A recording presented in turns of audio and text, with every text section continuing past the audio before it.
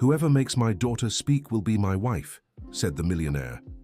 Then the homeless woman arrived and Michael Thompson was desperate. His daughter Emily, just 8 years old, hadn't spoken a single word in 2 years, ever since losing her mother in an accident. The best doctors in the country had already given up, and he watched his little princess drifting further and further from the world.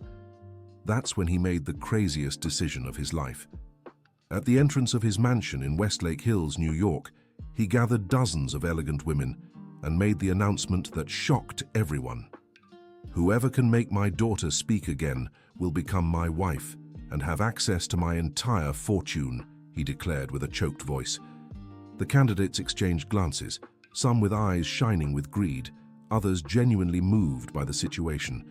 They were all refined women, hand-picked by his personal secretary, Jennifer, who believed only someone from high society could help the girl. Emily watched everything from the second-floor window, accompanied by Martha, the housekeeper who had cared for her since she was a baby. The girl wore her favorite red blouse, the same color her mother used to wear. Her blonde hair fell over her shoulders, and her blue eyes seemed to carry a sadness too great for her age. "Look at all these beautiful women who came to meet you, my flower," whispered Martha, trying to elicit some reaction from the child. But Emily just shook her head no and moved away from the window. Down below, Michael began introducing the candidates one by one.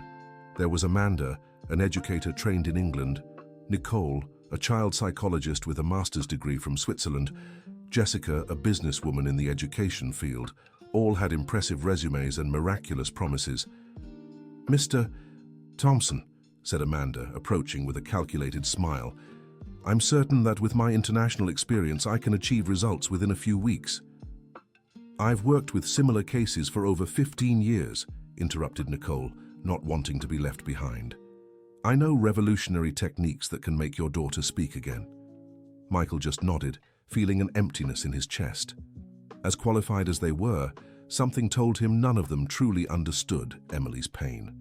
That's when he noticed a figure approaching through the mansion gates, a woman with messy blonde hair, wearing a faded gray t-shirt and ripped jeans. Her bare feet stepped hesitantly on the marble floor of the entrance. "Excuse me," said Doorman Robert, trying to block her path. "You can't come in here." "Please," murmured the woman in a hoarse voice. "I heard what the man said about the girl who doesn't speak." The elegant candidates turned around indignantly. Murmurs of disapproval echoed through the place. "How absurd," exclaimed Jessica. "Mr. Thompson, you're not going to allow this person to participate, are you?" Michael looked at the woman. There was something in her eyes that touched him deeply. A pain he recognized, a sadness that mirrored his own. "What's your name?" he asked, ignoring the protests from the others. "Rachel," she replied softly. "Rachel Miller." "And do you have experience with children?" Rachel shook her head no, but continued speaking. "I have no degree and no money, but I know what it's like to be without a voice. I know the pain that gets stuck in your throat." Amanda let out a sarcastic laugh. "Mr. Thompson, this is ridiculous. The woman doesn't even have a place to live by the looks of it. How can she help your daughter?" Rachel lowered her eyes, ashamed. Michael noticed her trembling hands and how she shrank under the judgmental stares. I've been sleeping in Union Square for a few months," admitted Rachel. "But that doesn't mean I don't understand suffering." Martha, who was watching from the window with Emily, felt something strange in her chest. There was something familiar about that woman, something I couldn't quite place. "Daddy," a faint voice called out. Everyone turned in surprise. Emily had come down the stairs and was standing in the main doorway, looking directly at Rachel. Michael's heart stopped for a moment. Had his daughter spoken? No, he must have imagined it. Emily remained mute, but her behavior was different. She was walking slowly toward Rachel, as if drawn by an invisible force. Dear listener, if you're enjoying the story, please take a moment to like and especially subscribe to the channel. It really helps those of us just starting out. Now continuing. Rachel knelt on the marble floor, bringing herself eye level with the girl. Emily stopped right in front of her, studying her face with curiosity. "Hi, little one," Rachel whispered with a sweetness that surprised everyone. "You have such beautiful eyes. Emily tilted her head to one side, as she did when something piqued her interest. Slowly, she moved closer to Rachel. "Can I tell you a secret?" Rachel continued, her voice like a caress. "I also stopped speaking for a while. When the person we love most goes away, sometimes the words just escape us, you know?" Emily's eyes filled with tears, but she didn't pull away. On the contrary, she took another step toward Rachel. "But you know what I discovered?" Rachel extended her hand, waiting for Emily to decide if she wanted to touch it. "I discovered that words come back when we find someone who understands our silence." To everyone's astonishment, Emily extended her small hand and touched Rachel's. The contact was electric, as if two wounded souls recognized each other. "This is impossible," murmured Nicole, incredulous. "The girl hasn't interacted with strangers for 2 years." "She's not a stranger," said Martha softly, coming quickly down the stairs.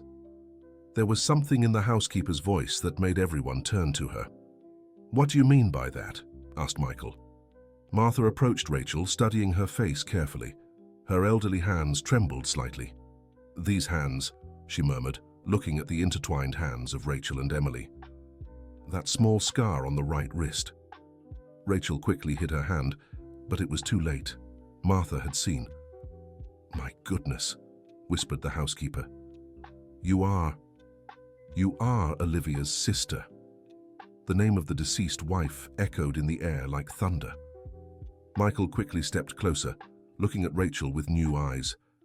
"That's impossible," he said in a rough voice. "Olivia didn't have a sister. She was an only child." "No," replied Martha, her tears beginning to flow. "Your wife had a twin sister. They were separated when they were young. Olivia always talked about her to me, always wondered where she was." Rachel tried to stand up and run away, but Emily held her hand tightly, refusing to let her go. "Why did you never show up?" asked Michael, his voice a mix of anger and confusion. "Why didn't you come when Olivia was sick? Why only show up now?" Rachel closed her eyes, tears streaming freely down her face. "Because I didn't know," she whispered. "Because I was lost, living on the streets, trying to forget everything. When I finally found out I had lost my sister, it was already too late." "Lies!" shouted Amanda. "This is a fraud, a setup to get the money." "She's right," agreed Jessica. "What a convenient coincidence to show up right now." But Emily wouldn't let go of Rachel's hand. On the contrary, she moved even closer and, to everyone's surprise, rested her head on the woman's shoulder. Rachel began to sing softly, a lullaby that made Michael's blood run cold. It was the song Olivia always sang to put Emily to sleep. An original composition, one she had created especially for her daughter. "How do you know that song?" he asked, his voice almost inaudible. "Because I'm the one who taught Olivia," Rachel answered through tears. "Our mother used to sing to both of us when we were children. Olivia always said she would sing to her children one day too." Emily moved back slightly and looked at Rachel. Slowly, she raised her small hand and touched her aunt's face as if recognizing a lost memory.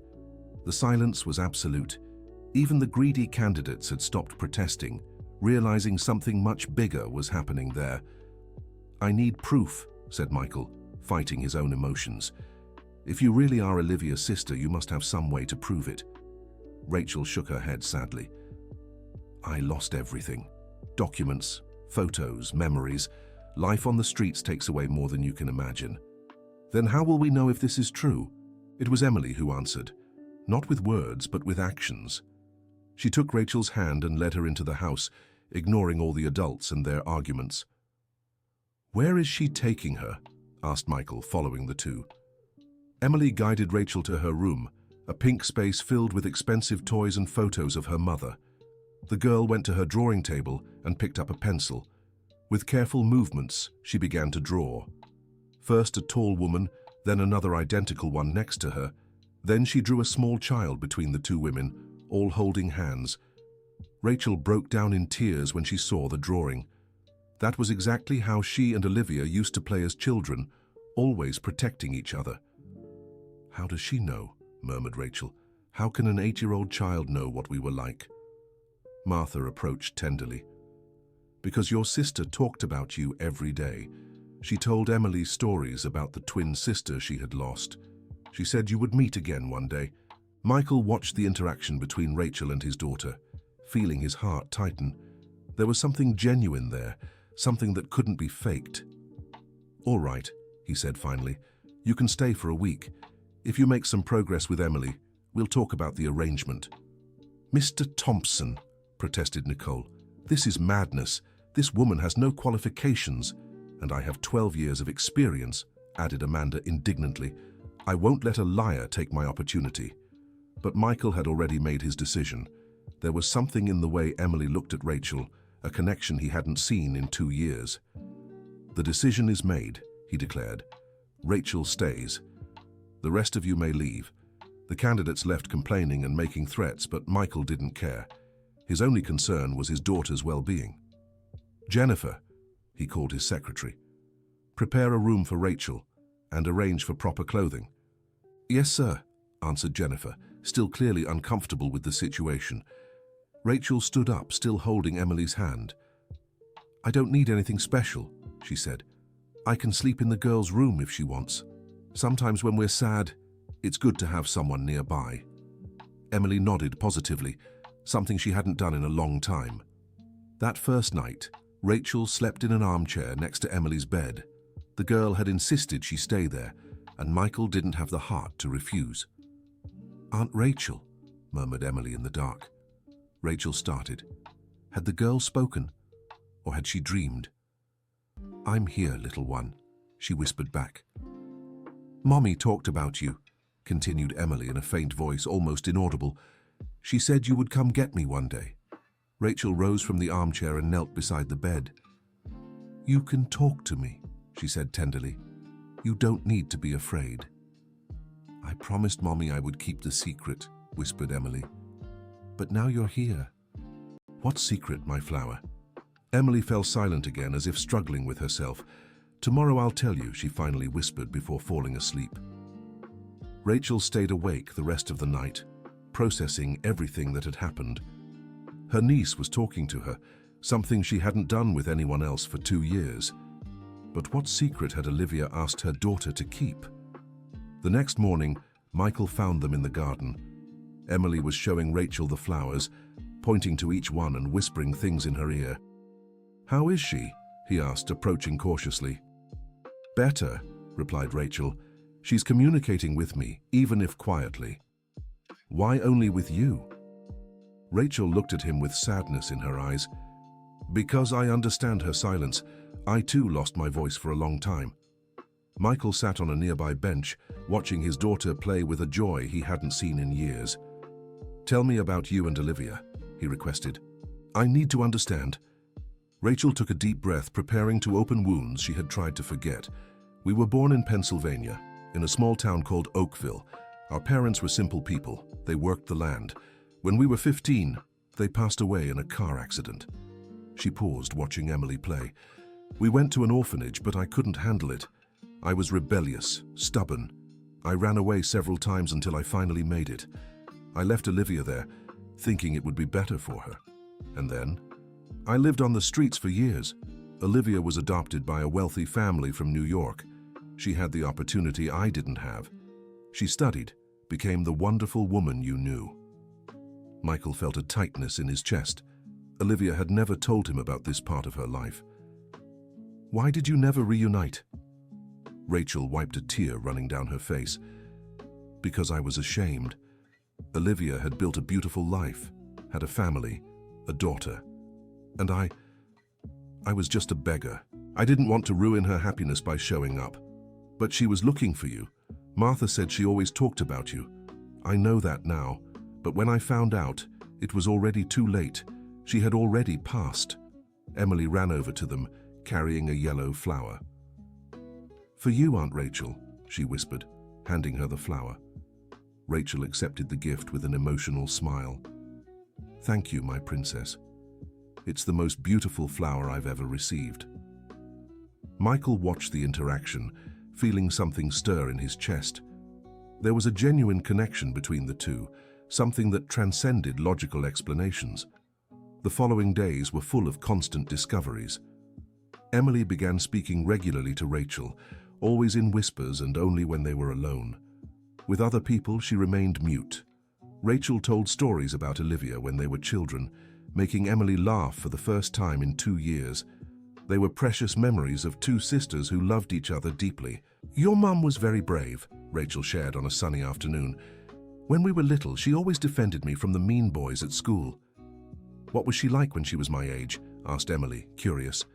"Just like you, beautiful, smart, and with a huge heart. She loved to sing and make up stories." "She made up a story about the three of us," Emily said softly. "About two sisters who got lost and a girl who brought them back together." Rachel felt a shiver run down her spine. Olivia had prepared Emily for this moment, even without knowing when it would happen. Meanwhile, Michael struggled with his own feelings. Watching Rachel care for Emily with such tenderness awakened emotions he had buried along with his wife.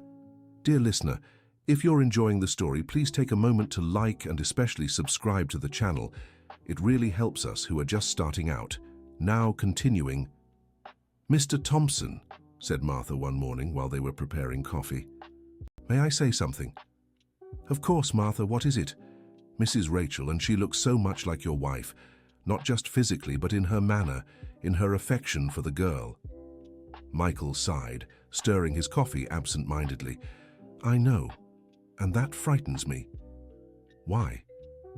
"Because I don't know if what I'm feeling is real or just a projection of how much I miss Olivia." Martha placed her hand on his shoulder affectionately. "The heart knows the difference, my son. And from what I see, Rachel isn't here out of self-interest. She genuinely loves Emily." That afternoon, Rachel was organizing the clothes that Jennifer had bought for her when she heard voices in the hallway. It was Amanda and Jessica who had returned uninvited. "I know you're in there," shouted Amanda. "Your charade won't last forever." "You don't deserve this money," added Jessica. "We are the ones qualified to help this family." Rachel opened the door, finding the two women in the hallway. "Please lower your voices. Emily is resting." "Don't tell me what to do," retorted Amanda. "You're nothing but an opportunist who made up this twin sister story to get ahead." "I never asked for anything in return," said Rachel calmly. "I just want to help my niece." "Your niece?" laughed Jessica sarcastically. "Prove it. Where are the documents? Where are the photos? I've already explained that I lost everything." "How convenient," interrupted Amanda. "The truth is, you're a liar who took advantage of a physical coincidence to deceive a desperate man." Rachel was beginning to feel cornered when she heard small footsteps behind her. Emily had woken up and was in the hallway, watching everything. "Go away," whispered the girl, surprising everyone. "Leave my aunt alone." Amanda and Jessica were speechless. The girl had spoken, and she was defending Rachel. "Emily," began Jessica, trying to approach. "Sweetheart, this woman is confusing you." "No!" shouted Emily, hiding behind Rachel. "She is my aunt. She knows Mommy's songs. She knows the stories that only Mommy knew." Michael came running when he heard his daughter's shouts. "What is going on here?" he asked, seeing Emily upset. "Daddy, these women are being mean to Aunt Rachel," said Emily, still hidden behind her aunt. "You too," said Michael in a firm voice, addressing Amanda and Jessica. "Get out of my house now, and don't come back." "Mr. Thompson," tried Amanda, "you're making a mistake. The only thing that matters is my daughter's well-being," he interrupted. "And for the first time in 2 years, she is communicating. That's all I need to know." After the two had left, Michael knelt in front of Emily. "You spoke to them, Princess. You used your voice to defend Aunt Rachel." Emily nodded timidly. "They were being mean. Aunt Rachel isn't mean. She reminds me of Mommy." Michael looked at Rachel, whose eyes were filled with tears. "Thank you," she said softly, "for believing in me even without proof." "The proof is right here," he replied, pointing to Emily. "My daughter wouldn't be mistaken about something like that." That night, during dinner, something extraordinary happened. Emily began to speak normally, talking about her day, asking Rachel questions about Olivia, laughing at the stories she heard. "Aunt Rachel," she said suddenly, Can I tell you the secret now? Rachel and Michael exchanged glances, both curious and concerned. Of course, my flower, you can tell. Emily took a deep breath as if preparing for something very important. Mommy made me promise that if a lady who looked like her ever appeared, I had to ask about the music box song. What song? Asked Rachel, confused. The music that plays from the music box that Mom kept in the drawer. She said only one person in the world would know what it was. Rachel stood up from her chair, her heart beating out of rhythm. Did Olivia still have the music box they received from their adoptive mother before they were separated? Where is that box? She asked with a trembling voice. In Daddy's room, replied Emily. Mom asked him to keep it in a special drawer. Michael went to get the box, not fully understanding what was happening. When he returned with the antique object in his hands, Rachel broke down in tears. I recognize this box, she whispered. Our adoptive mother gave one to each of us when we were separated. I lost mine a long time ago. What music does it play? Asked Emily eagerly. Rachel turned the small key of the box with trembling hands. The melody that came out was Beethoven's Für Elise. She began to hum along, knowing every note by heart. Mum said you would know how to hum along, said Emily with a radiant smile. She said when that happened, I could speak again, because it means your real family. Michael felt his legs go weak. Olivia had prepared a test, a way to ensure that if someone pretended to be the twin sister, they would be discovered. But Rachel had passed the test without even knowing she was being tested. My God, he murmured. Olivia knew. She knew that one day you would come. Rachel cried copiously, holding the music box like a treasure. She never gave up on me, she whispered. Even though I had given up on myself, she never gave up. Emily stood up from her chair and hugged her aunt tightly. Are you going to stay forever now? She asked. Mum said that when you came, our family would be complete again. Rachel looked at Michael, not knowing how to respond. Technically, she had fulfilled the challenge. Emily was speaking again, but the situation was much more complex than a simple agreement. She began, but Michael interrupted her. You will stay, he said firmly. Not as part of an agreement or contract, but because you are part of our family, because Emily needs you, and because I need you too. Rachel looked at him surprised. There was something different in his voice, something that went beyond gratitude. Michael, I don't want you to feel obligated to anything. I can stay as a tutor, as an aunt. It doesn't have to be more than that. What if I want it to be? He asked softly. What if I'm falling in love with the woman who gave my daughter back her voice? Silence hung over the dinner table.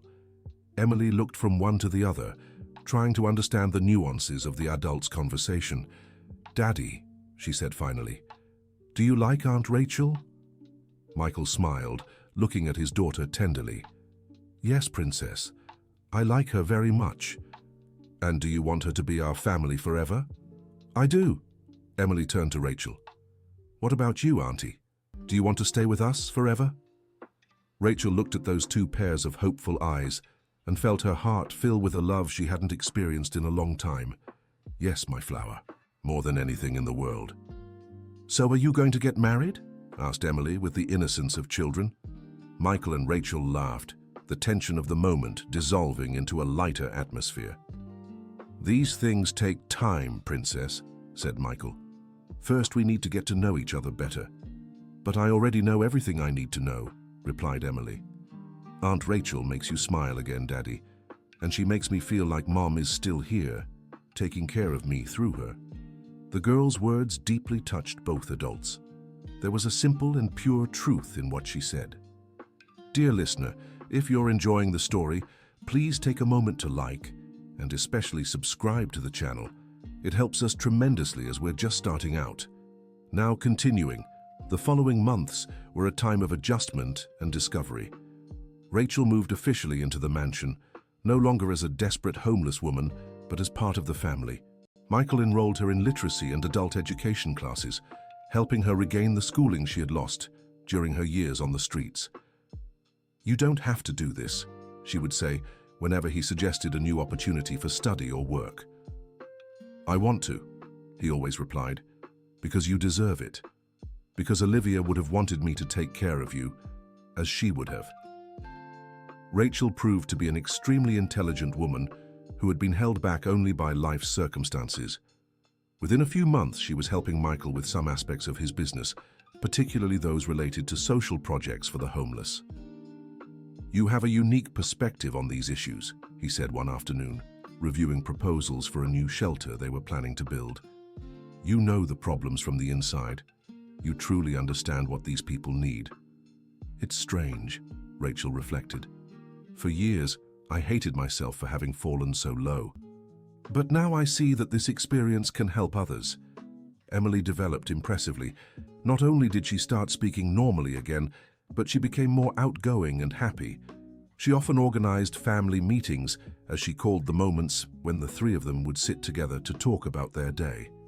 "Aunt Rachel," she said on one such occasion, "do you think Mommy is happy up in heaven?" Rachel, who had learned to handle these existential questions better, smiled tenderly. "I'm sure she is, my flower. Your Mommy always wanted you to be happy, and just look how radiant you are now. And you, Daddy." Emily turned to Michael. "Are you happy again?" Michael looked at Rachel before answering. In recent months, he had rediscovered himself not only as a father, but as a man. Rachel had brought not only his daughter's voice back, but also joy back into his home. "I'm very happy, Princess. Happier than I ever imagined possible after we lost Mommy." "Then can I make a wish?" asked Emily, with that mischievous glint in her eyes. "That depends on the wish," replied Michael, already anticipating what was coming. "I want you to get married on my birthday. That way, on the day I was born, our family is born again too." Michael and Rachel looked at each other, both moved by the depth of the girl's feelings. "What if Aunt Rachel doesn't want to?" Michael asked playfully. "She will want to," Emily replied with absolute certainty, "because she loves me and she loves you too. I see it in the way she looks at you when she thinks no one is watching." Rachel blushed, realizing she had been found out. "Your niece is very observant," she said to Michael. "She gets that from her mother," he replied. "Olivia always knew what I was thinking before I even knew myself." "So?" insisted Emily. "Are you going to get married or not?" Michael rose from his chair and, to Rachel's surprise, knelt before her. "Rachel Miller," he said in a solemn voice, "you came into our lives like an angel in disguise. You gave my daughter back her voice and brought light back into our home. Will you marry me? Not out of agreement or contract, but for love." Rachel brought her hands to her face, tears flowing freely. "Yes," she whispered. "Yes, I will marry you." Emily jumped from her chair and hugged them both at the same time. "Now we're a real family," she shouted with joy. The wedding preparations were simple, but full of meaning. Rachel didn't want anything ostentatious, preferring an intimate ceremony with only her dearest people. "I want it to be in the garden," she said, "where Emily showed me the flowers on the first day." "And I want to be the flower girl," added Emily, "and I want to wear the pink dress that Mommy picked out for me before she left." Martha, who had become a sort of mother to Rachel, was put in charge of organizing the details. "I never thought I'd see the day when this house would be filled with joy again," she said emotionally. "Your wife would be very proud, Mr. Thompson." "I know," he replied. "Sometimes I feel as if she orchestrated all of this from above." On the eve of the wedding, Rachel was nervous. She wasn't used to being the center of attention, and the idea of getting married in a mansion, even with a small ceremony, made her anxious. "What if I don't know how to act like a rich wife?" she asked Martha. "What if I do something wrong?" "My dear," the housekeeper replied affectionately, "you've already achieved the hardest part, the heart of this family. The rest is just details." "But I have no experience with this life. I don't know about etiquette, about how to receive important visitors." "And do you think that matters to Mr. Thompson?" Martha held Rachel's hands. He fell in love with the woman he saw caring for his daughter with love, with the woman who sacrificed everything for her sister, with the brave woman who survived on the streets and still kept sweetness in her heart. Rachel sighed, looking at herself in the mirror. It seemed like a lie that this well-groomed woman with styled hair and a beautiful dress was the same one who had arrived there barefoot and in torn clothes. "Martha," she said suddenly, "can I ask you something?" Of course, dear. When the ceremony is over, when everyone has left, could you play the music box tune? I want to feel like Olivia is present too. Martha wiped a tear that ran down her face. Of course, my child. I'm sure she will be present regardless. The wedding day dawned sunny and perfect. The garden was decorated with simple flowers, but with great care. Emily ran back and forth, supervising every detail like a little event planner. "Daddy, you look handsome," she said when she saw Robert in his navy blue suit. "Aunt Rachel will like it." "And you look beautiful, Princess," he replied, fixing his daughter's hair. "Mommy would be proud to see how you've grown." "She is watching," Emily said with the certainty of children. "She told me in a dream that she's very happy." Robert smiled, fully believing his daughter's words. There were moments when he felt Olivia's presence so strongly he could almost see her. The most emotional moment was when Rachel appeared in the garden. She wore a simple white dress that enhanced her natural beauty. Her blonde hair shone in the sun, and there was a serenity in her eyes that hadn't been there when she first arrived. Robert felt his heart tighten with emotion. It wasn't just the love he felt for her, but also deep gratitude for everything she had transformed in their lives. "You look beautiful," he whispered as she approached. "Thank you," she replied, a little shy. "I still can't believe this is happening." The ceremony was conducted by a judge friend of Robert's, and it was simple and touching. When it came time for the vows, both insisted on speaking from the heart. "Rachel," Robert began, "you came into our lives when we least expected it, but when we needed it most. You taught me that love can be reborn, that family can be rebuilt, that miracles can happen in the most unexpected ways. I promise to take care of you as you have taken care of us. I promise to be your safe harbor as you have been ours." Rachel wiped away her tears before speaking. "Michael, Emily," she said, including the girl in her wishes, "you saved me when I had lost all hope. You gave me not just a roof over my head and food, but a family. You made me remember that I had worth, that I could love and be loved. I promise to honor Camilla's memory by being the best version of myself. I promise to love you both unconditionally forever." When the judge declared them husband and wife, Emily was the first to run and hug them. "Now we're an official family," she exclaimed, making everyone laugh. The celebration was small but warm. Besides Martha, a few close friends of Michael's were present, along with the few household staff who had become dear to the family. During the celebration, Emily made sure to tell everyone how she met Aunt Rachel, how she made her start talking again, how she knew all of Mommy's stories. "She's not just my aunt," the girl told one of the guests. "She's my guardian angel." That evening, after all the guests had left, the small family gathered in the living room. Martha brought the music box as Rachel had requested. "For Camilla," said Rachel, opening the box. The melody of Für Elise filled the room, and everyone fell silent, each with their own memories and emotions. "Mommy," whispered Emily, "thank you for sending Aunt Rachel to us." Michael hugged his wife and daughter, feeling a deep peace in his heart. His family was complete again in a way he never thought possible. 2 years later, the lives of the three had completely transformed. Rachel not only adapted to her new reality, but became a respected businesswoman, running the Thompson family's social projects with competence and passion. "I never imagined I could make a difference in so many people's lives," she would say whenever they visited one of the shelters they had built.